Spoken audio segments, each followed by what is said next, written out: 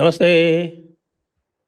आप सभी से अनुरोध है कि कृपया हमारी चैनल्स को सब्सक्राइब करें, वीडियो को लाइक करें। अलग-अलग चैनल्स हैं, जयपुर डायलॉग्स पर आप हैं और धीरेन जी की न्यूज़ पॉइंट है और प्रारब्ध वाले आपके साथ बैठे हुए हैं हमारे अवनीश जी और आप सभी का स्वागत कर रहा हूँ मैं।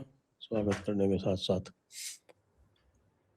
नववर्ष आंग्ल नववर्ष की आप लोगों को सभी को बहुत-बहुत बधाई।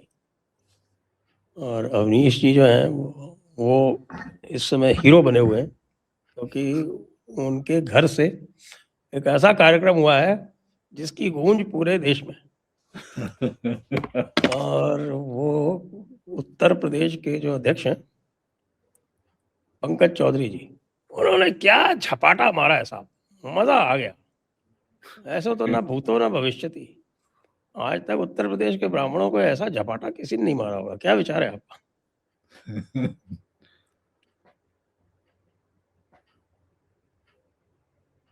जी अवनीश जी, मुझे लगता है अवनीश जी का कनेक्शन गड़बड़ सर, हुआ है सबसे क्या? पहले तो आपको प्रणाम, सभी दर्शकों को प्रणाम। सर ये थप्पड़ की गूंज है। मेरी आवाज आ रही थप्पड़ है? किसको पड़ा है? मुझे तो बिल्कुल क्लियर दिखाई दे रहा है। पुंडीर सर, आपकी आवाज आ रही है। आवाज आ रही, थोड़ा लैग है शायद। आ रही है ना? हाँ, आपने कहा सर कि क्या शानदार थप्पड़, हाँ क्या शानदार थप्पड़ मारा है। थप्पड़ नहीं सर, ये थप्पड़ की गूंज है। दर्शकों को अगर याद दिलाऊं तो जब इन्होंने अध्यक्ष पद ज्वाइन किया और पहली बार उत्तर प्रदेश भारतीय जनता पार्टी के ऑफिस में पहुंचे तो मुख्यमंत्री जी ने इनके स्वागत में सत्कार में एक भाषण दिया था और उस भाषण में पहले तो मुख्यमंत्री जी ने इनको होमवर्क दिया कि 1.5 साल बाद संगठन ने उत्तर प्रदेश भारतीय जनता पार्टी को अध्यक्ष युक्त किया है, तो पहले आप होमवर्क ले लीजिए कि साहब ये 4 करोड़ के लगभग नाम कटने वाले हैं SIR में, मुझे ऐसी सूचना है और इसमें से 85 to 90% नाम जो है वो आपकी पार्टी के वोटर्स के हैं, तो आप जरा अपना काम करिए। तो ये काम का थप्पड़ मारा था उनको योगी आदित्यनाथ जी ने। उसके बाद सर कहते हैं ना कि 1.5 साल कैप्टनशिप खाली रही उत्तर प्रदेश में, उसके बाद बटेर लगी हाथ में। मैं साफ कहता हूं, पंकज चौधरी साहब सांसद जरूर रहे, महाराजगंज से लगातार सांसद चुन के आते रहे, लेकिन न भूत तो मतलब किसी ने भविष्य में ये सोचा तो नहीं होगा, लेकिन अगर आप पीछे चले जाइए इनके तो संगठन का कोई दायित्व तो कभी भी इन्होंने नहीं निभाया। ये संगठन के आदमी नहीं है। सभासद का इलेक्शन लड़के आए, उसके बाद पहले ही जीतने के बाद डिप्टी मेयर बन गए और डिप्टी मेयर बनने के बाद चूंकि एक कारोबारी उससे आते हैं, तो एक तो 1.5 साल के बाद आपने उत्तर प्रदेश भाजपा को उसका अध्यक्ष दिया और वो भी ऐसे व्यक्ति को ले आए जिनका संगठन के स्तर पर कोई भी अनुभव नहीं है। खैर, भारतीय जनता पार्टी प्रयोग के लिए जानी जाती है, तो हो सकता है उसके पीछे जो भी डिसीजन हो उनके मुख्यमंत्री भी ऐसे ही सरप्राइज आते हैं। सवाल ये होता है सर कि आपको ये उड़ता तीर लेने की आवश्यकता क्या थी? मैं साफ तौर पर कह रहा हूं, एक तरफ आप संजय निषाद जो कि केवल निषादों की राजनीति करते हैं, उनको आपने अपना एलआई बना रखा है, महत्वपूर्ण आपके घटक हैं। दूसरी तरफ ओम प्रकाश राजभर हैं, पियर का चाचा, जो कि अपने समुदाय की राजनीति करते हैं। परंपरागत रूप से अगर किसी को ये लग रहा हो कि भैया ये दोनों तो नए क्वेश्चन है, भाजपा का इतिहास ऐसा नहीं है, तो मैं सोनेलाल पटेल जिनकी पुत्री अनुप्रिया पटेल आज केंद्र से लेकर राज्य में आपकी भागीदारी उनके साथ है। सोनेलाल पटेल बड़े शौक से कहते थे हमारे पास 4% वोट हैं और 4% वोट होने के बावजूद भी अटल जी और आडवाणी जी की भाजपा उनको उत्तर प्रदेश में जब भी चुनाव होता था तो एक उड़न खटोला, एक प्रॉपर चॉपर हेलीकॉप्टर की सेवा उनको पार्टी बीजेपी देती थी और पटेल साहब, सोनेलाल पटेल साहब जो खूब उड़ते थे और 4% वोट जो ट्रांसफर करवा देते थे। आखिर वो भी तो एक समाज की ही राजनीति करते थे। अभी कुछ दिन पहले गोंडा वाले ब्रजभूषण सिंह के बहाने जो है 2024 के लोकसभा चुनाव के पहले आप देखिए एक लॉबिंग की गई और उसके बाद क्या इसी उत्तर प्रदेश में क्षत्रिय सांसदों विधायकों की बैठक नहीं हुई, लेकिन क्या किसी ने रिएक्ट किया उस पर? संगठन में किसी ने रिएक्ट नहीं किया, पार्टी में किसी ने रिएक्ट नहीं किया। बात आई गई हो गई, ठीक है, उसका कुछ असर पड़ा हो नहीं पड़ा हो ये अलग बात है। सवाल ये होता है कि अगर कहीं ब्राह्मणों के बीच में उनके विधायक अगर बैठे, आप ही की पार्टी के विधायक बैठे थे, ऐसा तो था नहीं कि किसी दूसरी पार्टी के भी विधायक आए हुए थे, जबकि क्षत्रियों वाली तो अक्रॉस द पार्टी थी। तो अगर कहीं कोई बैठ गया तो एक प्रदेश अध्यक्ष होने के नाते अभी आप काम संभाले हैं, अभी आपने क्या अपने जितने जिला अध्यक्ष है उनकी मीटिंग कर ली, आपने 2 दौरे भी किए अभी संगठन के स्तर पर, कोई आपने कार्यशाला संगठन के स्तर पर चलाई नहीं चलाई, लेकिन सबसे पहले आपने उड़ता तीर ले लिया और इस पर आपने रिएक्ट कर लिया है, जिसका कि केवल और केवल नकारात्मक प्रभाव पड़ना है, ये आपको अच्छी तरह पता है। फिर मुझे समझ में नहीं आता, इसीलिए मैं उनके प्रबंधन मतलब पार्टी संगठन के कौशल पर मैं सवाल उठा रहा हूं। वो सांसद होंगे, 7 बार के सांसद होंगे, बड़ा विराट अनुभव है, लेकिन वो सांसदी का अनुभव टिकट पा जाना पार्टी का, उस पर जो है अपने इलाके में बढ़िया से चुनाव लड़ लेना। 2024 में 3% से कम से जीते थे और 15% ब्राह्मण है उनकी कंस्टिट्यूएंसी। बिल्कुल सर, ठीक है, बिल्कुल सर। तो या तो ये व्यक्तिगत उनकी नाराजगी रही हो। सवाल ये होता है सर कि अगली बार उनका टिकट कट जाना चाहिए। ऐसी पार्टी भारतीय जनता पार्टी जो कि अब ये तो सर देखना है, टिकट तो लल्लू सिंह का भी कट जाना चाहिए था, वरना इतनी बुरी तरीके से फैजाबाद नहीं हारती। तो इनके फीडबैक लेने का क्या सिस्टम है मुझे तो ये नहीं समझ में आता। और इतना ही प्रॉपर फीडबैक है तो थोड़ी कड़वी बात है सर, प्रधानमंत्री जी के लोकसभा क्षेत्र से इनका क्या फीडबैक था? क्या इनको लोकल पॉलिटिक्स और लोकल नाराजगियों और लोकल बदमाशियों नाइत्तेफाकियों के बारे में पता नहीं था? तो मुझे तो मतलब अब ये सवाल उठता है ना, प्रधानमंत्री जी की जीत अगर 1.5 लाख पर सिमट के चली आई तो कौन सा फीडबैक सिस्टम था? तो लोग 2024 लोकसभा चुनाव में जो इनका प्रदर्शन रहा है उत्तर प्रदेश में, तो मुझे तो ये साफ लगता है कि इंक्लूडिंग प्राइम मिनिस्टर साहब की सीट कहीं कोई फीडबैक नहीं था, या था तो फिर सब झूठा लफाजी या फिर गलत फीडबैक था आपका। वो तंत्र ही आपको बदल दे जाना चाहिए, उसी के साथ बहुत सारे टिकट आप बदलिए। खैर, टिकट बदलवाना उनका काम है। मैं जिस चीज पर आऊंगा कि पंकज चौधरी साहब को ये उड़ता तीर लेने की आवश्यकता क्या थी? जब आप छोटी छोटी जातीय समूहों को, जब आप दलितों के बीच में जा रहे हैं, जब आप वहां ओबीसी की बात कर रहे हैं, हम लोगों ने अभी बिहार में देखा, आप जब इतने माइक्रो लेवल पर मैनेज करते हैं, आप जब विराट हिंदुत्व की बात कर रहे हैं, आप जब कटोगे तो बटोगे की बात कर रहे हैं, तो आप जबरदस्ती उस तरह लेके काटने चल दिए बिना मतलब रिएक्ट करके। अरे आपने रिएक्ट नहीं किया होता, बात खत्म हो गई होती। अब आज जबरदस्ती जो है वो कोर्स करेक्शन आपको करना पड़ रहा है। रमापत त्रिपाठी साहब को आपने लगाया काम पे कि सबको बुलाओ मिलो, क्या चल रहा था, क्या जरूरत थी सर? तो मुझे लगता है कि इन्होंने बिला वजह विरोधियों का उड़ाया हुआ एक तीर अपने हाथ में ले लिया और इससे उनको नुकसान है। हालांकि सर अब क्या करिएगा, ब्राह्मण समाज के लिए भी मैं मतलब मुझे अजीब लगता है कि इस तरह की बातें मैं करूं, लेकिन ये बात सही है कि जाति हमारी सच्चाई है। और जब आप छोटी छोटी जातियों को, एक एक छोटे छोटे वर्ग को सहेजने का काम कर रहे हैं और इससे आपको फायदा मिला है, पूरे भारत में आपको फायदा मिला है, तो फिर आपको इस तरह की चीजों से बचना चाहिए था। मुझे लगता है कि ये हिट विकेट हुए हैं और इसका खामियाजा पार्टी को तो नहीं भुगतना पड़ेगा, मैं बड़े विश्वास के साथ कह रहा हूं सर। इनको तो भुगतना चाहे पड़ेगा। आगे आने वाला 2027 का इनको भुगतना पड़ेगा और इनको भुगतना चाहिए जी। अभी तो मैं देख रहा था, कुछ लोग तो कह रहे थे कि साहब कि ये तो कहीं महीने भर में नहीं हटा दिए जाए। हटाए थे ना, कल ही हटा दीजिए सर। ऐसे व्यक्ति को आप क्यों बिला वजह झेलेंगे जो आपके मुख्यमंत्री के लिए भी बोझ बन जाए? सब कुछ स्मूथ जा रहा, जबरदस्ती सर टांग अड़ा दिया बिना मतलब का। अरे कुल्हाड़ी कोने में रखी है और वहां से जाके कूद गए, इधर से गए और कोने में जाके कुल्हाड़ी पैर मारे हैं और जब खून निकलने लगा तब बोले हाय हाय हाय। हाँ अब धीरेन्द्र जी, आपके क्या विचार हैं इस पर? देखिए, मैं तो सर यही कहूंगा कि जिस तरह से ये शुरू हुआ, पहले से, उससे पहले, उनके आने से पहले राजपूत जो विधायकों की मीटिंग थी वो हो चुकी थी। उन राजपूत विधायकों की मीटिंग होने के बाद भी फिर ब्राह्मण, वो उस समय कुटुंब हुआ, फिर ये सहभोज हुआ।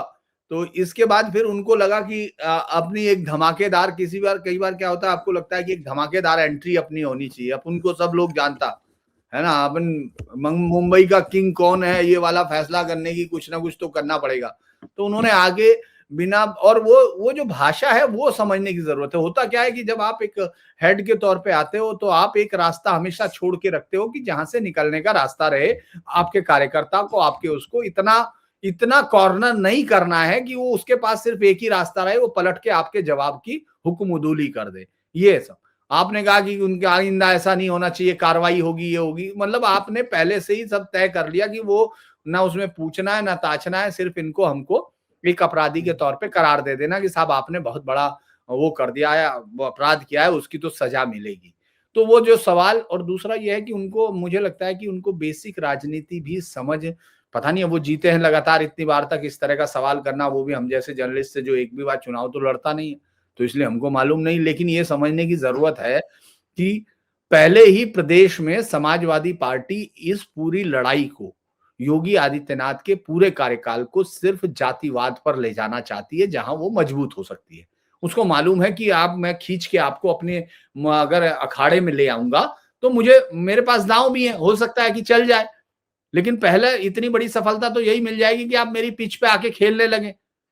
तो हुआ क्या कि वो उन्होंने शुरुआत वहीं से की। वो लगातार कह रहे थे, आप ये देखिए इस समय प्रदेश में अगर चाहे वो मीडिया का एक सेक्शन हो, चाहे ब्यूरोक्रेसी में एक सेक्शन हो, और जो नेता हैं वो तमाम पार्टियों के, उसमें एक सेक्शन नहीं है, वो ये है कि वो ये कर दे कि योगी आदित्यनाथ को राजपूत के खांचे में फिट कर दे किसी भी तरह। ये सबसे बड़ी कोशिश चल रही है और ये तब से ही चल रही है।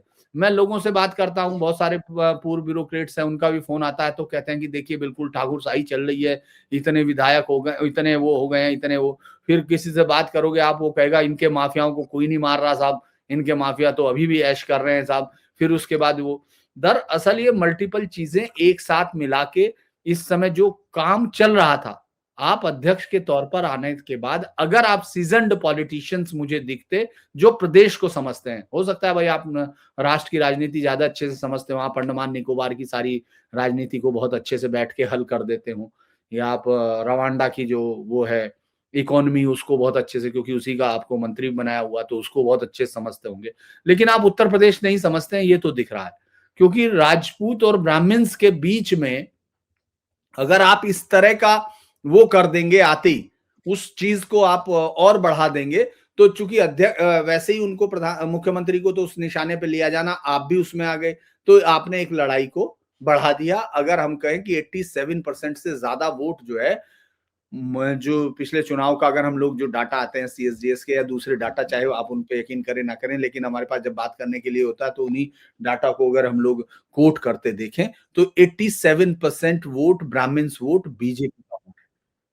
राजपूत वो 85% था, लेकिन ब्राह्मण्स वोट जितनी ताकत के साथ बीजेपी के पास है, आप उनको बिना बात के, बिना किसी उचित कारण के, देखिए विधायकों को बहुत सारे काम ऐसे करने होते हैं संजय सर, जिसका कोई अर्थ नहीं होता, जिसका कोई मैसेज रियल नहीं होता, वो सिर्फ वहां बैठे हैं, वो दिखा रहे हैं अपने लोगों को जिनसे उनको वोट मांगने जाना है कि साहब हम देखिए, हम तो तैयार हैं आपके लिए, लड़ रहे हैं सब, आप समझ नहीं रहे। वो सरकार थोड़ा ऐसा मामला चल रहा, तो वो बैठ के चर्चा कर रहे, प्रेशर बना रहे, टिकट की बात है, तो ये सब चलता है, राजनीति का पार्ट है। जब तक कि वो आपके खिलाफ, सरकार के खिलाफ कोई बयान ना दे, सरकार के खिलाफ आपको कोई कार्रवाई ना लगे, उससे पहले कोई पार्टी अध्यक्ष, मान लीजिए सपोज करिए कल को मैं देता हूं, मैंने कोई पार्टी दी, मैं एक पत्रकार हूं, वैसे आजकल मैंने तो खैर कभी किसी को नहीं बुलाया, किसी ने नहीं, पॉलिटिशियन या किसी को, ब्यूरोक्रेट्स मेरे पास नहीं है, लेकिन जो लोग मान लो बहुत सारे पत्रकारों के यहाँ जाते हैं, तो आपने देखा होगा अगर वो मान लीजिए वो मेरी बिरादरी का है और उसने अपनी बिरादरी के लोगों को बुला लिया, तो कल को आप इसको कैसे रोक लेंगे, इसको किस दायरे में रख देंगे। आपने दरअसल जो लाइन खींच दी है वो बड़ी अजीब सी लाइन है, जो समझ में ही नहीं आ रहा कि इसको मैं ये नहीं कह रहा कि वो, मैं फिर कह रहा हूं कि ये अगर ये जातिवाद पे इलेक्शन ले जा रहे हैं, चाहे वो राजपूत विधायक हो चाहे ब्राह्मण विधायक हो, तो वो पार्टी को आग में झोंकेंगे, ये कोई, इसमें कोई शक नहीं है। लेकिन आप तो अध्यक्ष हैं, आपको तो यह समझना चाहिए कि समीकरण क्या है, किस तरह रोका जाए। आपने उनको ताकत दे दी उनके इलाके में जिनके टिकट कटने थे। अब आप ये कह देंगे, क्योंकि इस बार इस बार ये फॉर्मूला हर हालत में चलना है कि अगर आपने 50% टिकट नहीं काटे तो आपको कटेंगे। ये सीधी सी बात है। ये इस बार पूरा फॉर्मूला चल रहा था। पूरी इस पे पार्टी रिवर्क कर रही थी, रिवर्क कर रही थी और कंटिन्यू संघ के साथ भी मीटिंगों में ये हो रहा था, जिसकी तरफ से बहुत प्रेशर है कि आप उन तमाम विधायकों के टिकट काटिए जिनका ना तो कोई काम की तरह है, जो आप हो सकता है कि काम आप नहीं दे रहे। मान लीजिए मुख्यमंत्री एक ऐसे मुख्यमंत्री हैं जो हर चीज पे नजर रखे हुए, ठीक है, लेकिन लोगों से मिलने पे तो आपको मुख्यमंत्री मना नहीं कर रहे हैं। पार्टी अध्यक्ष ने तो विधायकों से मिलने में ही मना कर दी। तो होता क्या है कि विधायकों को भी बचने की गुंजाइश रहती है जब वो इस तरह की पार्टियों की, भाई टिकट के लिए भी बात है, प्रेशर बनेगा ये बनेगा। और पार्टी को भी मुझे लगता है कि इससे फायदा उठाने की बजाय अपने लिए नुकसान कर लेना। जो आपने अभी इतना अच्छा उदाहरण दिया, उससे बेहतर मैं नहीं दूंगा कोई की क्या कह रहे, कोने में रखी है, कमरे के कोने में रखी कुल्हाड़ी, आप जाके उस पर पैर मार रहे हो।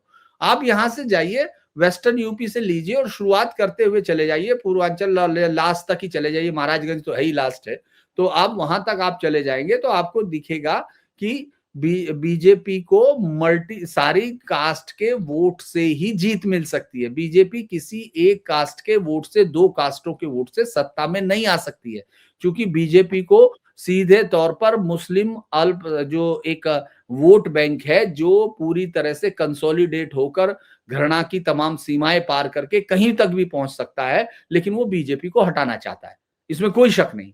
तो जब आपको यह भी मालूम है कि आपको आपका गुलदस्ता होगा तभी आप बन पाएंगे, आपका हाथ में जाएगा, आप सिंगल फूल नहीं हो सकते हैं।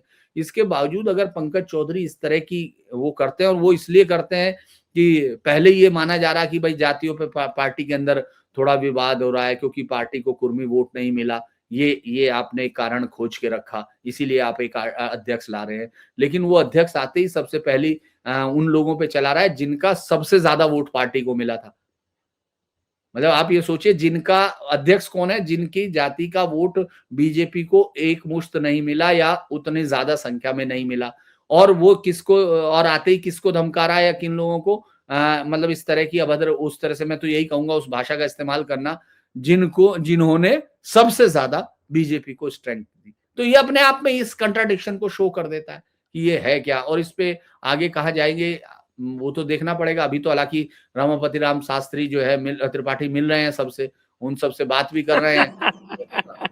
वो बेचारे उम्र के इस पड़ाव में उनको ना मंत्री बनाया था, वो जो है अब वो सोच रहे हैं कि भाई कैसे, तो ये बिना बात की एक महाभारत उन्होंने आते ही कर दी। जी, ऐसे बिना बात की एक महाभारत हमारे मध्य प्रदेश के मुख्यमंत्री मोहनलाल यादव ने भी आरंभ कर रखी है, और वहां उन्होंने भीम आर्मी को खुली छूट दे रखी है। तो भीम आर्मी का काम क्या है आपसे अच्छा कौन जानता है, आपके बगल के ही तो है वो, सहारनपुर के। तो भीम आर्मी वालों ने वो एक मनुस्मृति दहन दिवस मनाते हैं, वो तो उन्होंने अनेक स्थानों पर मनुस्मृति जलाई। तो उत्तर प्रदेश में जहां जहां भी जलाई, विदाउट फेल सब जगह मुकदमा दर्ज हुआ और जिसने जिसने जलाई उसको अंदर कर दिया गया। मध्य प्रदेश में कुछ नहीं किया गया, FIR तक नहीं लोगों की दर्ज की गई, चंद्रशेखर रावण को खुली छूट दी गई। उसके बाद जब आप ये इस तरह का काम करेंगे तो निश्चित रूप से प्रतिक्रिया होगी। तो प्रतिक्रिया हुई, तो प्रतिक्रिया में लोगों ने फिर डॉक्टर अंबेडकर की फोटो जलाना शुरू कर दिया, फोटो भी जलाना शुरू कर दिया, और उनको उनके जो पूर्व नाम था, जो उनका मूल नाम था, मूल सरनेम था भीमराव सकपाल, उस नाम से बुलाना शुरू कर दिया। इस पर साहब तुरंत कार्रवाई हुई। और ग्वालियर, आपको जहाँ ध्यान होगा, जो आपके 4-5 साल पहले 18 का जो चुनाव हारे थे, वो ग्वालियर में जो आंदोलन, ग्वालियर से जो आंदोलन आरंभ हुआ था उसी के कारण हारे थे। अब उसी ग्वालियर में जाते हैं और किसको अरेस्ट कर लेते हैं, अनिल मिश्रा जी को। अनिल मिश्रा जी कौन है? अनिल मिश्रा जी जस्टिस अरुण मिश्रा के भाई हैं। जस्टिस अरुण मिश्रा कौन है? जो सुप्रीम कोर्ट के जज थे, हमारे राजस्थान के चीफ जस्टिस रहे हुए, और अभी कुछ ही दिनों पहले नेशनल ह्यूमन राइट्स कमीशन के चेयरमैन पद से रिटायर हुए, उनको जाके अरेस्ट कर लेते हैं। तो अब मोहनलाल यादव जो है वो कहाँ ले जाना चाहते हैं मध्य प्रदेश को, और अनिल मिश्रा ऐसे हैं कि उनके साथ में सर्व समाज खड़ा हो गया, राजपूतों का उनका वो प्रखर समर्थन है उनको। तो अब ये क्या उत्तर प्रदेश के चुनाव पर असर नहीं डालेगा अवनीश जी? सर मैंने ये जो हमारे वाले अध्यक्ष साहब ने जो कुल्हाड़ी वाला कांड किया है, मैंने उस समय भी बात को कंक्लूड करते समय यही कहा कि देखिए इलेक्शन पर असर नहीं पड़ेगा, विधानसभा इलेक्शन की मैं बात बता रहा हूं। कारण ये है कि जो नीचे समाज है, मैं किसी भी समाज की बात करूं, चाहे क्षत्रियों की बैठक के बाद क्षत्रिय समाज की बात करूं, चाहे ये जो अभी हुआ है इसके बाद ब्राह्मण समाज की बात करूं, सर जो विकास की गति है, और मैं उसका एक उदाहरण दे रहा हूं। अभी महाराष्ट्र में जो लोकल बॉडी के इलेक्शन हुए हैं, विधानसभा महाराष्ट्र में चुनाव हुआ, ठीक है, ये माना जाता है कि भाई लोकसभा का चुनाव राष्ट्रीय मुद्दों पर होता है और विधानसभा में जो है वो स्टेट के मुद्दे आते हैं, विधानसभा वार मुद्दे आते हैं। इसी तर्ज पर यह भी कहा जाता था कि अब तक धारणा यही है कि भाई लोकल बॉडीज के इलेक्शन जो है बिल्कुल लोकल मुद्दों पर आधारित होते हैं, ग्राम प्रधानी के गांव के आधारित होते हैं। लेकिन ये रिजल्ट क्या बताता है सर? जिस बुरी तरीके से जो गुस्सा विधानसभा में था महाराष्ट्र में, वही गुस्सा, वही जो विरोध मतदाताओं ने प्रकट किया शहरी निकाय चुनाव में। जबकि निकाय चुनाव में कई बार तो ऐसा होता है कि नहीं, ये भले शरद पवार की पार्टी के हैं, ये भले ठाकरे की पार्टी के हैं, ये भले वो हैं, लेकिन लोकल बॉडी के इलेक्शन में ये यार आदमी सही है, सड़क नाली खड़ंजा पुल पुलिया सफाई पथ प्रकाश इसके लिए काम करेगा, इसको कर दो। लेकिन ऐसा नहीं हुआ। ऐसे लग रहा है, जो आप रिजल्ट उठा के देखेंगे निकाय चुनाव महाराष्ट्र का, तो ऐसे लग रहा है कि ये लोकसभा के जैसे किसी राष्ट्रीय मुद्दों पर लड़ा गया चुनाव है, और उस हिसाब से रिजल्ट आया। तो यही चीज अब धीरे धीरे आप बिहार में देखिए, बिहार ने अपनी जाति वाला जो फैक्टर था उसको डाइल्यूट कर दिया, तमाम तरह के वो फैक्टर डाइल्यूट कर दिए जो पहले उसके विधानसभा चुनाव के मुख्य जो मुद्दे होते थे। उत्तर प्रदेश में ऐसे ही, और बड़ा सही कहा अभी पुंडिर साहब ने कि साहब देखिए, आपको जब गुलदस्ते की शैली में हर पॉकेट्स से वोट मिलते हैं तब आपको इतना प्रचंड बहुमत मिलता है, वरना आप 2-4-5 सीट से आप आगे पीछे हो सकते हैं। और 84 के बाद आप कांग्रेस ही देखिए, भले सरकार बनाती रही लेकिन कभी भी उसको मतलब 200 की संख्या भी पार नहीं हुआ, 240 का वो इनको ताना मारते हैं।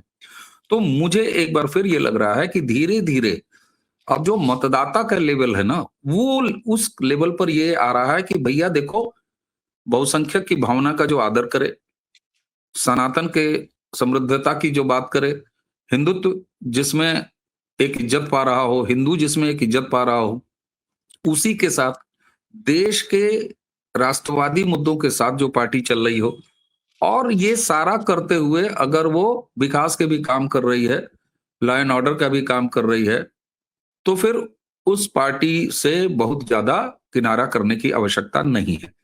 ये विधानसभा के स्तर पर भी अब इस तरीके से आ रहा है। तो इसलिए मैं अब भी मानता हूं कि चुनाव आते आते, और ठीक है वो कुल्हाड़ी पर पैर मारे हैं तो मरहम पट्टी भी तो हो रही है।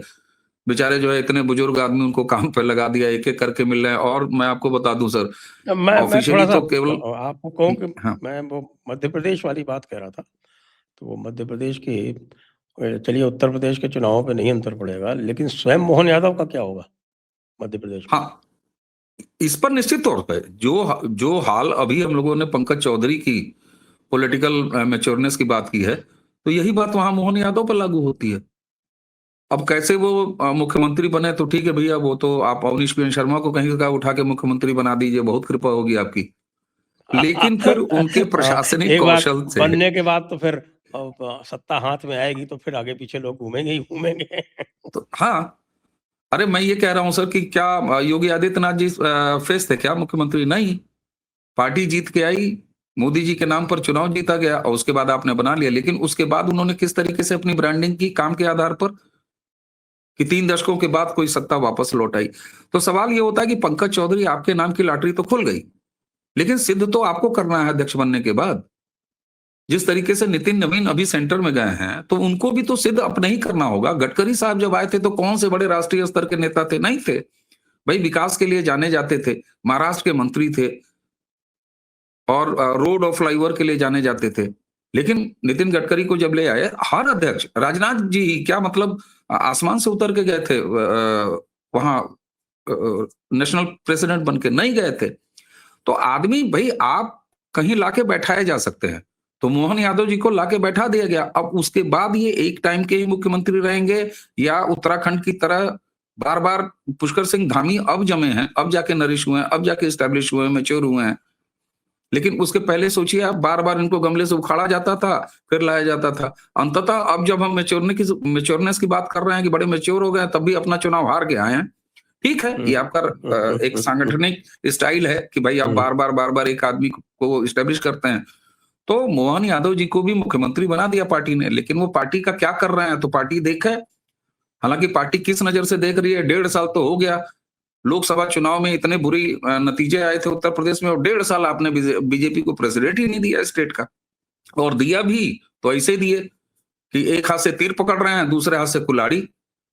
तो सर सवाल ये होता है कि आप बैठा तो देंगे किसी को, लेकिन अब बड़ी धीरज वाली पार्टी है, बड़ा समय देती है, तो ठीक है समय दे, लेकिन उस समय में ये भी देख लें कि मामला जो है आउट ऑफ कंट्रोल ना हो जाए। मेरा ये कहना था। इसलिए मैं एक बार फिर कहूंगा कि इस तरह की चीजों का इलेक्शन पर उतना प्रभाव नहीं पड़ेगा। अब कुछ लोग कह सकते हैं फिर इस तरह की चीजों, किस तरह की चीजों का प्रभाव 2024 में पड़ गया था? यूपी में नहीं पड़ेगा, यूपी में नहीं पड़ेगा जी। एमपी में तो जो उनका होगा वो होगा। इनके साथ जल्दी से कुछ कर लें, नहीं तो वाकई बुरा होगा। SIR पे थोड़ा बात कर लें। आपके उत्तर प्रदेश में साहब का आखिरकार आरंभ में तो अखिलेश जी कह रहे थे कि सारे वोट जो कटे हैं वो बीजेपी के थे, और अब कह रहे हैं कि साहब बड़ा गड़बड़ हो रहा है। क्या मतलब बात कहाँ है टिकी हुई इस समय उत्तर प्रदेश में SIR पे? देखिए, मुझसे पूछ रहे हैं? अच्छा, धीरेन जी से। अगर कोई नेता जो है, मतलब मैं ये कहूंगा कि बात वहीं से शुरू होगी जहां अवनीश जी ने छोड़ी थी, कि उन्होंने अपने आप को मैच्योर साबित किया, अपने आप को अपनी परफॉर्म करके योगी आदित्यनाथ ने ये साबित किया कि वो एक अच्छे प्रशासक हैं, और जो चुनाव का उनका सिलेक्शन किया गया था उनका केंद्रीय नेतृत्व है, वो सही निकला। ये तो था प्रशासन के बारे में, लेकिन धीरे धीरे मैं देख रहा हूं कि उनका ये राजनीति का वो बोध भी इतना विकसित हो गया कि वो नेता प्रतिपक्ष को बॉल की तरह खिलाते हैं, जैसे चाहेंगे वहां उसके सामने रख देंगे और वो उधर पहुंच जाएंगे।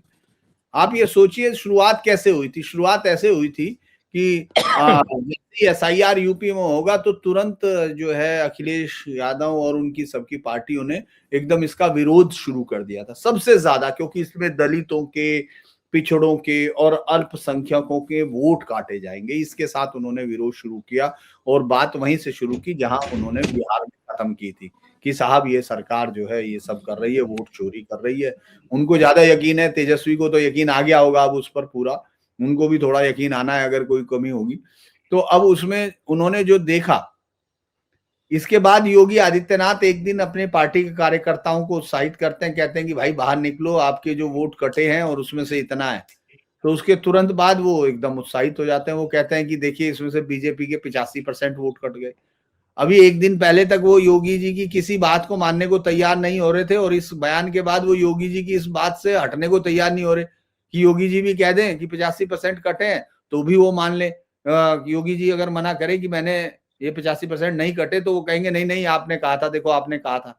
कई बार आपने देखा होगा ना, बच्चा कई बार बच्चे से उसके कह देते हैं माँ बाप की हाँ ठीक है फला दिन चलेंगे, ऐसे ही कह देते, तो फिर उसके बाद उस दिन वो जिद करता है कि देखो आपने तो कहा था, आपने तो कहा था। तो अखिलेश कह रहे थे कि भाई आपने कहा था 85% इनके कटे। अब उनको जब धीरे धीरे पता चलने लगा, भाई चूंकि सबको है, सबको पता चल रहा कि जो मर गए तो वो हट गए, जो लोग ये हैं जिसके लोग परमानेंट शिफ्ट हो गए तो वो कट गए।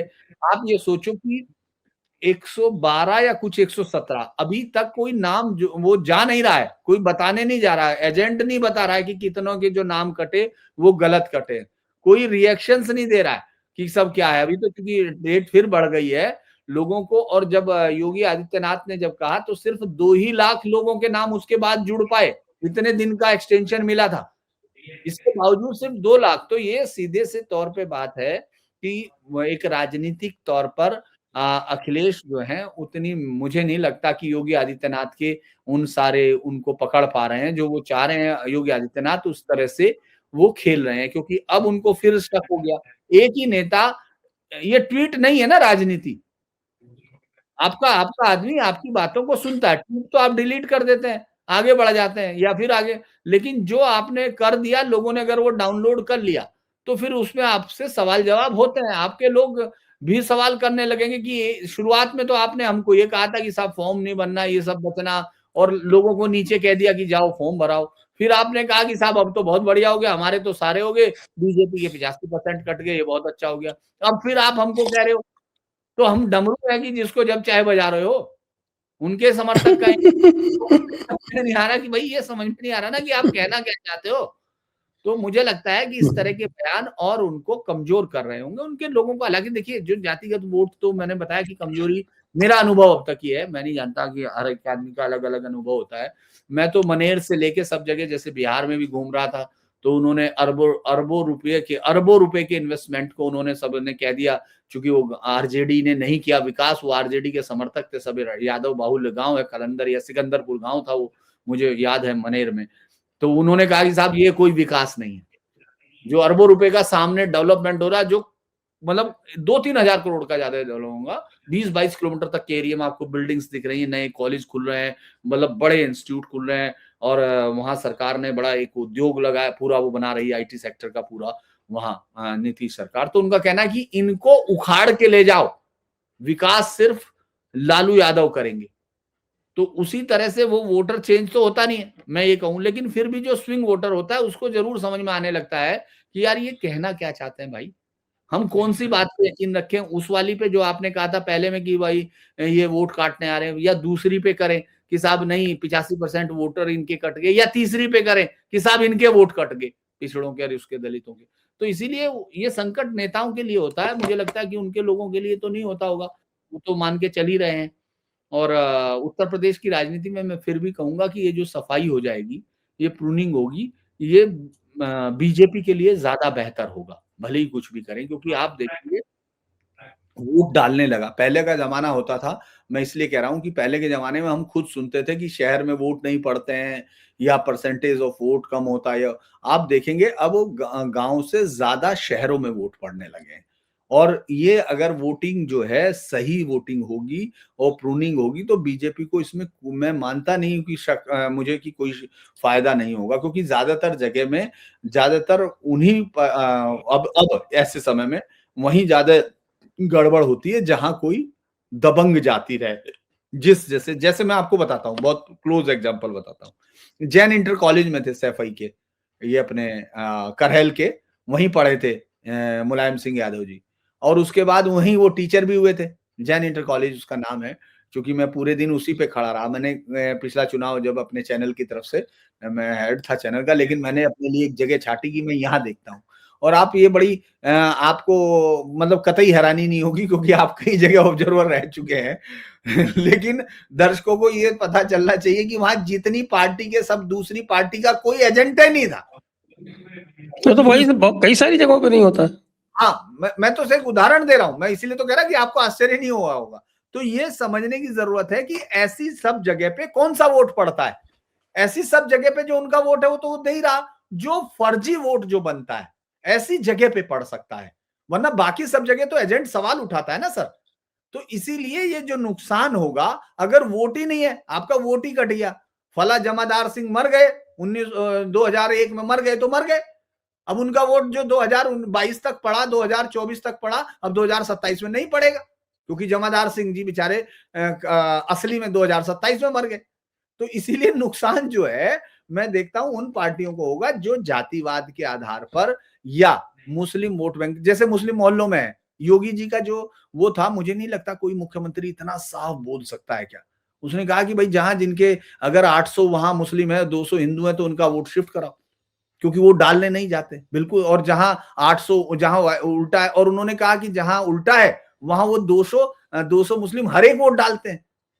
भाई कोई मुख्यमंत्री अगर इसको मतलब है कि वो जड़ की समझ है ना, उनको मालूम है, तो वो वोटिंग का जो चेंजेस आएगा मुझे लगता है 27 में ये बीजेपी को ज्यादा बेहतर फायदा देगा, अगर ये प्रॉपर तरीके से जो प्रूनिंग हो रही है वो होगी, और मुझे लगता है हो रही है। यहाँ कोई ऐसा संकट नहीं है कि ममता बनर्जी तो है नहीं कि वो अपने बीएलओ से कह रही है कि बीएलए से कह रही है सब कराओ वो कराओ, और बीएलओ को भी वहां तो कंट्रोल किया ही जा रहा है। यहाँ तो ऐसा कुछ है नहीं। मुझे लगता है कि एसआईआर पर अब उनको ज्यादा रियलाइजेशन मुझे लगता है, अगर अभी हुआ होगा, अगर कोई योगी बयान ना दे दोबारा कि नहीं नहीं भाई नुकसान बीजेपी का हो गया तब तक तो हमको अखिलेश जी के इस बयान को मानते रहना चाहिए, इसी अंदाज में कि जैसे जैसे योगी जी कहेंगे वैसे वैसे वो अपनी रणनीति बनाते रहेंगे, जैसे जैसे कहेंगे। जी अवनीश जी, आपका क्या आकलन है? मान लीजिए अगर गोरखपुर का सैंपल लें तो किसको फायदा किसको नुकसान? हाँ, मैं बता रहा हूँ सर।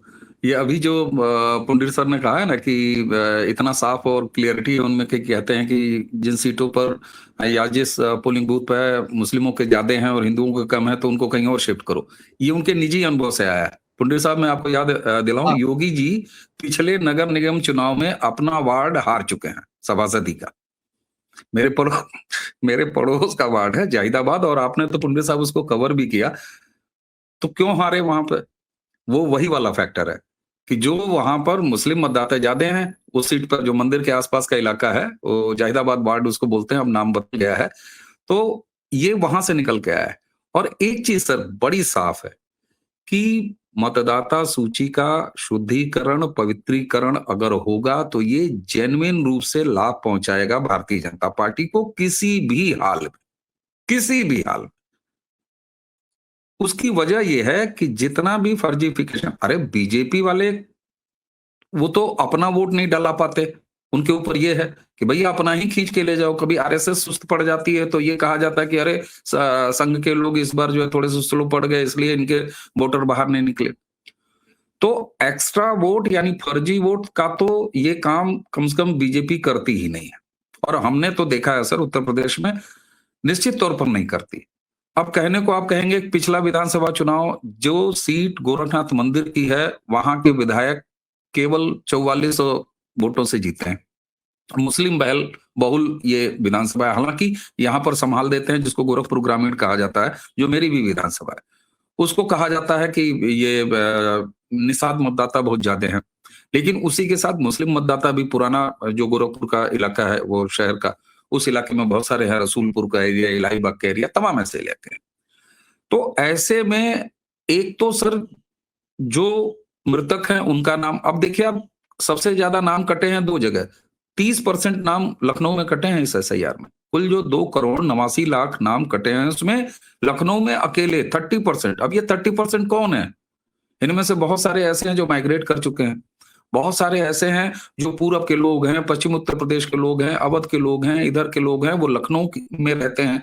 आप गोमती नगर अगर चले जाइए, कुछ ऐसे गोमती नगर और इंदिरा नगर के ऐसे इलाके हैं, आपको लगेगा ही नहीं कि ये पूर्वांचल नहीं है। तो अब लोगों के अंदर एक समझ और आई है, ऐसा नहीं है कि ये 2 करोड़ अगर लखनऊ से 30% नाम कट गए हैं तो ये अचानक बीजेपी को सब घाटा हुआ। अरे नहीं भैया, आप गलतफहमी में हैं। कोई गोरखपुर वाला, कोई बस्ती वाला, कोई देवरिया वाला, कोई अलीगढ़ वाला, कोई मेरठ वाला, ये कोई सीतापुर वाला, कोई बाराबंकी वाला, इन्होंने मकान बनाए थे। तो लोगों के अंदर बिहार के एसआईआर के बाद एक समझ आई कि एक ही जगह नाम रखना है तो यार अपने गृह जनपद में अपना नाम रखो। इसलिए लोगों ने खुद अपने नाम को अपने गृह जनपद में कराया है, और यही वजह है कि आप देखिए तो गाजियाबाद में भी यही स्थिति हुई है कि बहुत सारे लोग जो एनसीआर की तरफ हैं। तो अगर कहीं पवित्रीकरण हो रहा है तो इसका सीधा लाभ साफ तौर पर वो बीजेपी को जाना है। और अभी आपने करहल वाला उदाहरण दिया था, 2019 के लोकसभा चुनाव में मैं बहुत इलेक्शन के दिन करीब 30-40 पोलिंग बूथ मैंने आजमगढ़ का कवर किया था जब अखिलेश यादव लड़ रहे थे। सर कम से कम आधा दर्जन ऐसे पोलिंग बूथ पर गए जो यादव बहुल गांव थे, वहां भाजपा का बस्ता तक नहीं लगा हुआ था, पर्ची तक नहीं लगी हुई। तो वो वोट तो पूरे आपके जा ही रहे हैं। जो एकमुश्त जहां आप गड़बड़ झाला कर रहे थे, वहां से अगर नाम साफ हो जाएंगे और जेन्युइन हो जाएगी लिस्ट, तो इसका सीधे सीधे फायदा, अवैधता रुकेगी तो भाजपा को ही फायदा होना है। जी जी। अब धीरेन जी थोड़ा बंगाल की बात कर ली जाए। बंगाल में क्या चल रहा है? बंगाल में तो सर स्वैग ही चल रहा क्योंकि वो जो है धमकी देने पे उतर आई हैं। फिर अब वो कल उन्होंने बड़ा अपना उनका 1 जनवरी को वो होता है उनका अपना दिवस होता है, तृणमूल दिवस, क्योंकि उसी दिन स्थापना 28 साल पहले हुई थी। उसमें भी उन्होंने कहा कि हम पे कितने भी हमले हों, हम डरते नहीं है, वो नहीं है। दरअसल वो एक रेटोरिक वापस लेके अब लगातार इसी पे कर रही है कि कितने भी हमले हों, हम डरते नहीं है, हम ये नहीं करते हैं। वो कोशिश ये कर रही हैं कि किसी भी तरह बंगाली अस्मिता के सवाल को वो केंद्र में ले आए, बार-बार। और पिछले कुछ सालों से मैं तो ये कहूंगा एज ए रिपोर्टर, मैं फिर कहूंगा कि मैं जो बोलता हूं तो मेरा अपना अनुभव है, जो मैंने चाहे फील्ड से किया या किताबों से हासिल किया और फील्ड से ज्यादा किया। ये 2 दशक में, जो पिछले 2 दशक हुए हैं, इन सब में जो टेक्निकल और जो मतलब भारत को जो मोबाइल आने के बाद, मैं तो यही कहूंगा कि जो एक दूसरे के साथ जो चर्चाएं हुई और उसके बाद सोशल मीडिया का जो real time informations and reactions, उससे पहले इंफॉर्मेशन आपको हो सकती है, लेकिन जो रिएक्शंस जब मोनोलॉग से हट गया कम्युनिकेशन, तब से बहुत अंतर आ गया इस देश की पॉलिटिक्स में। बंगाल उन राज्यों में था जहां अभी भी रीजनल फीलिंग उनको चुनाव के वक्त बहुत बड़े हिस्से पर ले जाती है। नॉर्दर्न इंडिया में सब धीरे धीरे आप देखेंगे खत्म हो रहा है। धीरे धीरे जाति बेस भी कुछ ही पार्टियों में रह गया, वरना बहुत सारी जातियां अब जो हैं अपने फैसलों पर विचार करती हैं, फायदा देखती हैं, नुकसान देखती हैं और फिर उसको नेशनल उसके साथ मैच भी करती है। ये नहीं कि सिर्फ अपना देखती हैं। लेकिन बंगाल का पिछला चुनाव हमको याद है, जब ममता बनर्जी ने पैर टूटने का वो किया, उनका जब पैर पे हो गया, वो मैं था उस घटना में, आपको याद है, आपको लाइव भी शायद मैंने दिया था। उस वक्त हम लोग नंदीग्राम में ही थे। तो ये तमाम चीजों का असर पिछली बार उनको होता हुआ दिख रहा था, क्योंकि एक तरफा दिख रहा था, भाई चलो ठीक है, उन्होंने अपने कार्डर को जितना मोटिवेट कर रखा होगा या जिसको क्रिमिनल आइडिया होगा।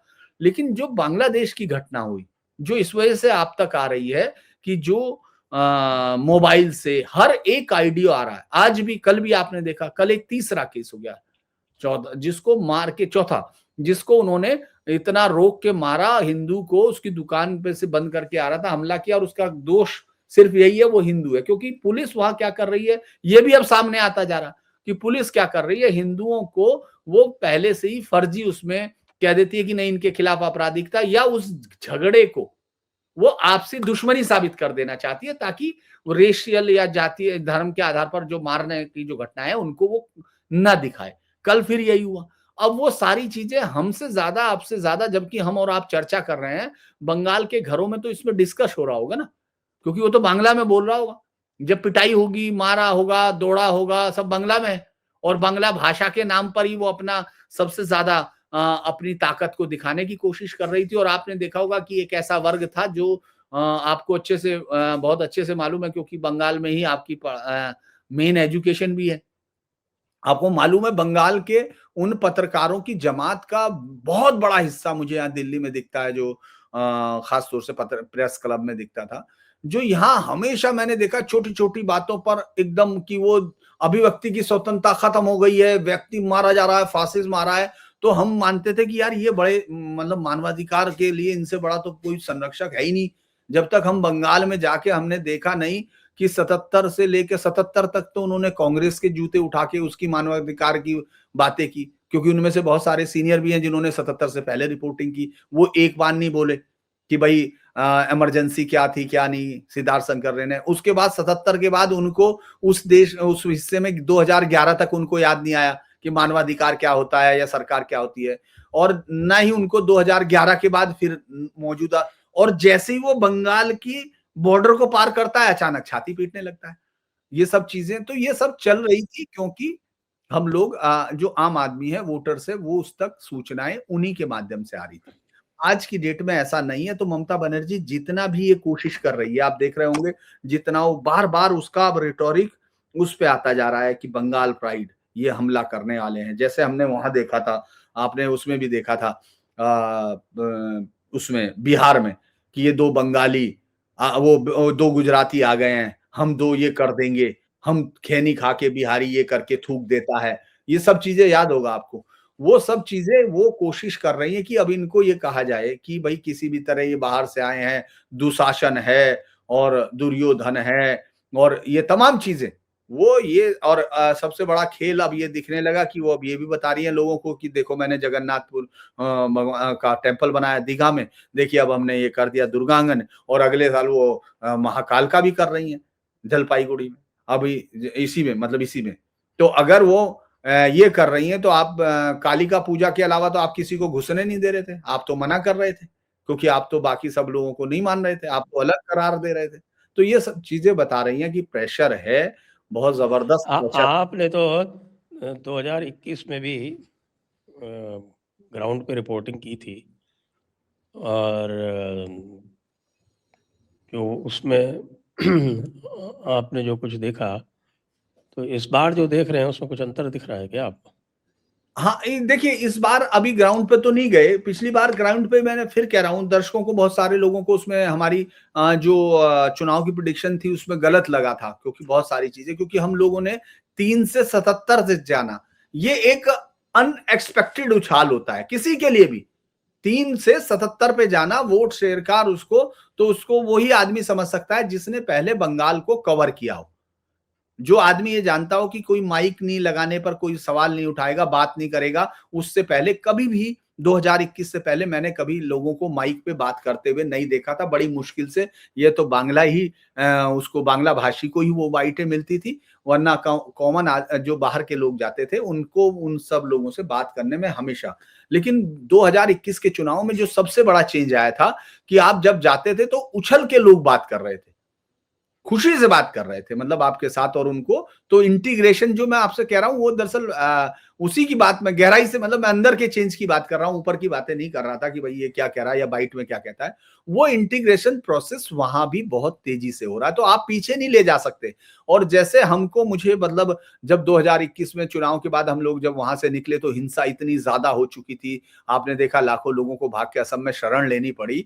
तो उसके बाद हमारा असेसमेंट ये था कि मोदी और अमित शाह ने ये नहीं लगाया, राष्ट्रपति शासन नहीं लगाया तो उन्होंने बहुत गलती कर दी। और मतलब मैं आज भी मानता हूं कि लगाना चाहिए था, लेकिन उसके बाद भी जब 2024 में रिजल्ट में सीटें नीचे गिरी तो सब लोगों को लगा कि ये तो जो हम लोग सोच रहे थे वोट नहीं डालेगा, तो उसका असर हुआ। लेकिन जब हमने डाटा को एनालाइज किया तो हमने देखा कि 77 से 92 सीटों पर बढ़त हासिल हुई और बढ़त हासिल हुई 92 पे और 140 पे, वो लगातार दूसरे नंबर पे थी और बहुत ज्यादा उसमें नहीं था ये। और उनका 2% वोट बढ़ा, यानी लोकसभा में वोट परसेंट भी बढ़ा बीजेपी का, उसकी सीट भले ही गिरी लेकिन वो विधानसभा के हिसाब से सीटों पर जीती। और इसके साथ साथ लोगों ने निकल के वोट किया, लोग डरे नहीं। मैं ये बताने की कोशिश कर रहा हूं कि ये चेंज है और शायद ये चेंज जब हम ग्राउंड पे मैं उम्मीद करता हूं कि अगले हफ्ते तक होऊंगा, तो अगर हम वहां देखेंगे तो वो चेंज होगा। तो मुझे ये लग रहा था कि डर जाएंगे लोग, पीछे बैठेंगे, लोग पीछे नहीं हट रहे हैं और मुझे लगता है इस बार चेंज होगा। और सबसे बड़ा चेंज मुझे लगता है कि जो भद्रलोक के नाम पे एक जो वहां एक ऐसे उच्च वर्ग की वो हो गई थी पकड़, जो पूरी ताकत के साथ जो तुष्टीकरण के भी साथ खड़ा हुआ था, उसके अंदर भी ब्रेकेज अभी दिख रहे हैं, दरारें दिख रही हैं। जी जी, आपके पास बंगाल की क्या सूचना है अवनीश जी?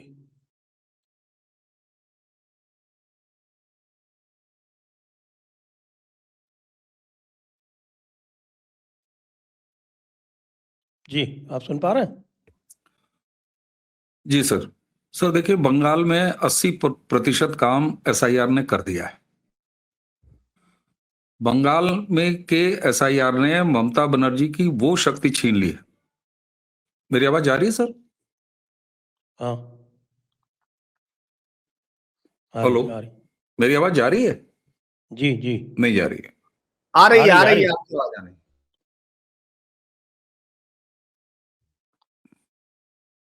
बोलिए, बोलिए।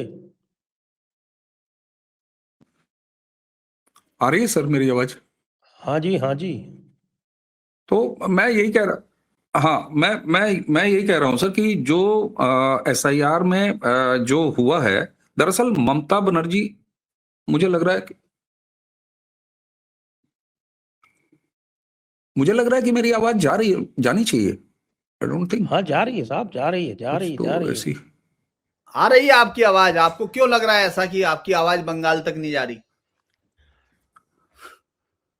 नहीं, बंगाल तक जा रही है। तो 80% काम सर एसआईआर ने किया, और एसआईआर ने इस तरह से किया, उसने ममता बनर्जी की वो शक्ति छीन ली है जिसके बदौलत वो खेला खेला कहती थी। आप ध्यान दीजिए, इस बार खेला नहीं, उनके हाथ में विक्टिम कार्ड है अब।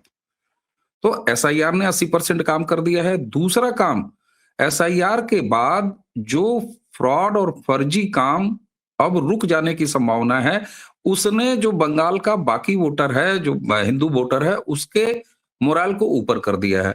और जो सबसे बड़ा, जिसको पुंडिर सर ने ऑलरेडी कह दिया, बंगाली अस्मिता, बंगाली प्राइड, इसके नीचे जो उसके हिंदू होने की आइडेंटिटी को दोयम दर्जे पर कर दिया गया था, वो बंगाल में वापस आ रहा है। और उसकी वजह से बांग्लादेश है, बांग्लादेश में जो कुछ भी हो रहा है लगातार, वो बंगाल के हिंदुओं को ये बता रहा है कि भैया अगर डेमोग्राफी चेंज हो गई, अगर तुम नंबर में कम रहे और ऐसी सरकार अब आगे कायम रही जो मुस्लिमों का तुष्टीकरण करती है, तो हमारा हाल भी बंगाल के 1,31,00,000 हिंदुओं की तरह होगा। ये बड़ा स्ट्रॉन्ग सेंटिमेंट, क्योंकि सारे वीडियोस हर एक घरों के मोबाइलों में चल रहे हैं, एक दूसरे से बातें हो रही हैं। और एक बड़ा चेंज, एसआईआर जिस तरीके से करने के बाद इलेक्शन कमीशन एग्रेसिवली शहरों में, गांव में तो एसआईआर का इंतजाम हो गया, वहां एक बड़ा वर्ग भद्रजन जो कहा जाता है, जिसको मैं अर्बन मिडिल क्लास बोलता हूं, अर्बन मिडिल क्लास के लिए भी शहरों में जो इलेक्शन कमीशन ने इंतजाम किया है, क्योंकि गांव की तरह ये टीएमसी के और पहले लेफ्ट के गुंडे वोट जिस तरीके से ग्रामीणों को वोट नहीं डालने देते थे, ठीक वही काम ये यहाँ अर्बन एरियाज में करते थे। वहां भी जो सोसाइटीज में रहने वाले हैं, मल्टी स्टोरी बिल्डिंगों में, अपार्टमेंट में, तो इस बार इलेक्शन कमीशन ने ये तक व्यवस्था शुरू कर दिया है कि ऐसी सोसाइटीज, ऐसे बिल्डिंग कॉम्प्लेक्सेस, ऐसे अपार्टमेंट में छोटे छोटे वो पोलिंग बूथ बनाए जाएं, ताकि सारे लोग अपना वोट कास्ट कर पाए। तो मुझे लगता है एसआईआर ने भयमुक्त करने का काम और तेज किया है। और पिछली बार ही अगर आप देख लीजिए, जैसा कि अभी पुंडिर साहब ने वो फिगर्स भी दिए, अगर मान लीजिए एसआईआर पिछली बार हो गया होता, तो पिछली बार ही ममता बनर्जी का काम खत्म था। तो इस बार तो एसआईआर ने और बांग्लादेश में प्रताड़ना ने, ये सब कुछ मिलके, और वैसे भी सर आप तो लंबा बंगाल का अनुभव है, बंगाल थोड़ा आराम से लाहे लाहे करके खाता है। हालांकि लाहे लाहे is the place of, Assam is the place of लाहे लाहे, ये कहा था नेहरू ने। लेकिन बंगाल भी एक बार जब किसी को लाके बैठाता है, तो 30 साल से ज्यादा जब लेफ्ट वालों ने उनका अच्छा खासा काम लगा दिया, तब उनको समझ में आया। फिर ममता बनर्जी ने वही मॉडल लेके लाया, तो 3 बार इनको दिया। अब मुझे लगता है कि समय के साथ वो 15-30 साल, तो अब उसके बाद जो है, मुझे लगता है कि परिवर्तन का समय बंगाल में आ गया है, और परिवर्तन उन्हें ज्यादा सिखा रहा है बांग्लादेश। जी सर। जी, तो अब अंत में थोड़ा सा पूछ लेता हूँ धीरेन्द्र जी के थोड़े से, ये हमारे ठाकरे बंधुओं का क्या होने वाला है? सर, दरअसल हमारे गांव में कहावत है, तुझे ओरनी और मुझे ठोरनी। तुझे कोई दूसरा नहीं मिला, मेरे पे कोई जगह नहीं है, तो हम दोनों को वहीं रहना है। दरअसल जब आप मूल चीजों से बिखर जाते हो और आपको लगता है कि जनता, मैंने कहा कि इस देश के लिए जो चेंजेस हम लोग, जो नेता भी देख रहे हैं, मेरी तो किताब का आधार भी वही है कि जो हमने मोदी को देखा, वो मोदी की वजह से नहीं देखा। हमने, पूरे देश ने अपनी मर्जी से एक आदमी को ढूंढा और हमने खड़ा किया, हमको आपकी जरूरत है। उस आदमी को नहीं, उस आदमी ने नहीं हमको खोजा, हमने उसको खोजा। उसी तरह से आप देखेंगे बाल ठाकरे को, जब आए बाल ठाकरे, तो शुरुआत आप देखो कितनी चेंजेज हो चुकी। 1968 में जब ये पार्टी बनती है, तो बनती है कि बजा उठाओ लुंगी बजाओ पुंगी, ये नारे के साथ आती। साउथ इंडियंस को, वो माफ करना कि अगर किसी को ये लगे, लेकिन ये नारा हुआ करता था, तो वो वहां से शुरू हुई। फिर अचानक उनको 70-80 में इल्हाम हुआ कि भाई नहीं यार, ये तो उनके साथ है, बहुत ही यहाँ उत्तर भारतीयों ने अब कब्जा कर लिया, वो तो हट गए, तो उन्होंने उत्तर भारतीयों को निशाना बनाना शुरू कर दिया। उन्होंने बाद में जो हम भाषण देख रहे हैं, आपको याद होगा 75 में वो इमरजेंसी के साथ खड़े हो गए, उनको लगने लगा बहुत ही अच्छा काम हो गया। 80 में कांग्रेस से अपने जो है 2 MLC भिजवा दिए कि नहीं, ये और भी अच्छे होंगे अंतुले के साथ। फिर 85 में वो बदलाव के साथ आते हैं और वो रेटोरिक उनका जो महाराष्ट्र का और सबका वो काम कर जाता है। लेकिन उन सब में एक चीज उनकी असंदिग्ध दिखती रही, वो थी हिंदूशाही। बार बार वो उस पर जरूर, आपने देखा होगा बाल ठाकरे उस पर जरूर लगे रहे। पार्टियां बदली, सब चीजें बदली, लेकिन अपने आप को हिंदू कहलाना उन्होंने कभी बंद नहीं किया। 1992 के बाद में अगर आप वहां सरकारें भी बनती हुई देख रहे हैं तो इसलिए देख रहे हैं, जब उनका समझौता होता है बीजेपी से, तो वो इसलिए देखते हैं क्योंकि वो हिंदू वोट को क्लब करते हैं और कहते हैं, गर्व से कह रहा हूं मैं, कि भाई हमारे लोगों ने बाबरी मस्जिद का वो ढांचा गिराया। अब जब तक वो रहते हैं इसी वोट पर वो खड़े रहते हैं। वो सोनिया गांधी को भी क्लैरिटी के साथ जो कहते हैं, आपको मालूम है, जो उनकी शरण में जाने वाले। लेकिन उनके बेटे उद्धव ठाकरे को लगा कि ये जो लोग हैं ये गुलाम हैं, ये मेरे साथ है।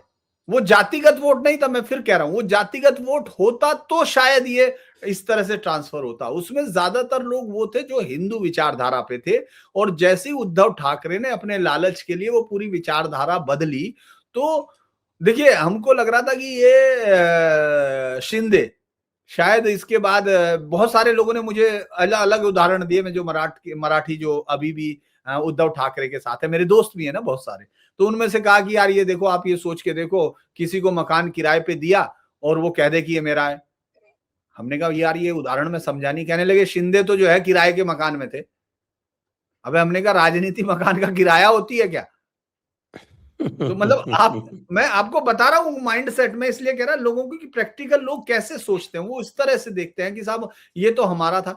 तो मुझे लगा कि शायद शिंदे चोट खा जाएंगे अगले इलेक्शन में, लेकिन आपने देखा कि शिंदे को जनता ने समर्थन दिया। उसने समर्थन दिया क्योंकि जिन लोगों को हिंदू वोट के नाम पर शिवसेना के साथ जुड़े थे और उसके साथ, तो उद्धव ठाकरे बिल्कुल अपना आधार खो चुके थे। और राज ठाकरे, कई बार क्या होता है कि इधर जाते हैं, उधर जाते हैं, इधर आते हैं, उधर जाते हैं, तो उनका ये पता ही नहीं चल रहा। वरना उन्होंने एंट्री बड़ी शानदार की थी, 7 जीते थे उनके विधायक। याद है मनसे में भी उन्होंने अंदर, मनसे ने काफी अच्छी लड़ाई लड़ी थी। लेकिन वही कि सब लोगों को अपना ये मान लेना कि ये हमारे गुलाम है, जो हम कहते हैं वही होगा, उसी के साथ वोटर है, तो वोटर अब उससे आगे निकल गया। मुझे लगता है कि सबसे वर्स्ट परफॉर्मेंस हो सकती है शिवसेना की लंबे समय बाद, क्योंकि उन्होंने 68 और उसमें शुरू किया था शायद इनमें भाग लेना। उसके बाद 80 में उनके शुरू हुए थे आने, जो अच्छे लोग आने शुरू हुए थे। और अब उनके बाद मुझे नहीं लगता कि अब वो 1985 के बाद से अब इसको अपने आधिपत्य को गर्व रखेंगे। हाँ, ये जरूर है कि अगर ये लाइन में, जो मुझे नहीं लगता, उद्धव अगर ये छोड़ दें अपने नेतृत्व का मोह, तो शायद ये पार्टी कुछ थोड़ा बहुत आगे बढ़ेगी। नहीं तो जिस तरह से इसको वोट, देखिए मुस्लिम वोट देगा नहीं। अगर कांग्रेस अलग लड़ रही है तो उसको कम से कम महाराष्ट्र में तो उसको ये उसने नहीं किया, उसको इतनी मतलब वो नहीं होगी, उसकी राजनीतिक समझ कमजोर जो बाकी राज्यों में बहुत मजबूत है और महाराष्ट्र में कमजोर हो जाएगी, ऐसा नहीं हो सकता। वो जानता है कि कांग्रेस को ही हमको वोट देना है, तो कांग्रेस अलग लड़ रही है, वो अंबेडकर साहब के बेटे के साथ लड़ रही है, तो इसीलिए वो पार्टी तो हो गई अलग।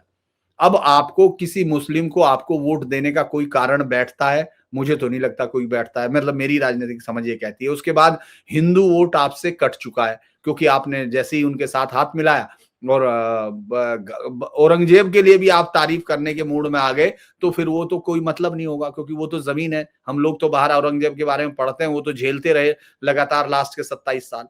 अब उसके बाद जो बचता है, वो बचता है सिर्फ वो वोटर जो मराठी वोटर्स था, जो वहां था और लगातार लंबे समय से मुझे लगता है कि शिवसेना के साथ जुड़ा रहा था। वो शिंदे में अपना नेतृत्व देख चुका है, जो बचेगा वो। तो इसीलिए मुझे नहीं लगता कि ये दोनों भाई सिर्फ वहां से कुछ लेके आएंगे, लेकिन हाँ, एक दूसरे के साथ बैठ के गम गलत कर सकेंगे, ऐसा लगता है 16 तारीख को। जी, तो आइए आज की चर्चा को यहीं पर विराम देते हैं। सभी दर्शकों को बहुत बहुत धन्यवाद, धीरेन्द्र जी को और अवनीश जी को भी बहुत बहुत धन्यवाद। जय हिंद, जय भारत, वंदे मातरम। वंदे मातरम।